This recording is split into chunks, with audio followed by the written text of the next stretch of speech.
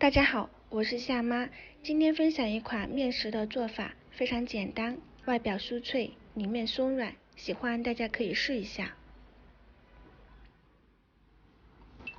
高筋面粉500克，食用盐1克，白糖2勺，酵母5克，再打入2颗身材比较好的鸡蛋，加入160毫升的纯牛奶，搅拌成棉絮状。搅好以后，我们加入少许食用油，给它揉成比较光滑的面团。高筋面粉揉起来比较有筋性，揉好以后盖上保鲜膜，醒发至1个半小时。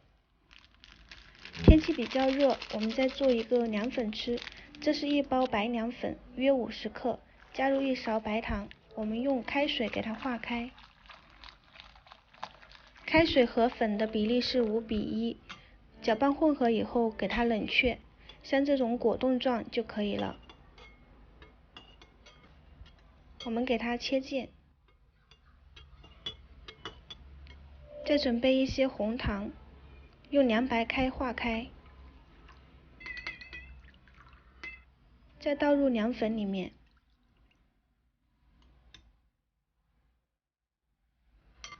不知道你们那边有没有这种凉粉？这边的话呢，我们吃火锅都会配上一碗，夏天吃非常的解暑，放到冰箱冷藏口感更好。这边的面也已经发好了，在中间我们戳个洞，不回弹不回缩即可。放入到案板上面，我们给它排气，整理成这种扁长条，切厚片。把每一个厚片从中间揉搓，第一可以排气，第二整形，给它搓成圆形，盖住保鲜膜醒30分钟。发酵好的面团体积变大，手感变轻。准备一锅油，烧至5成热，下入面剂。这里我们需要油温不能太高，控制在5成到6成热即可。中途需要不停地翻面。炸至两面金黄，捞出控油。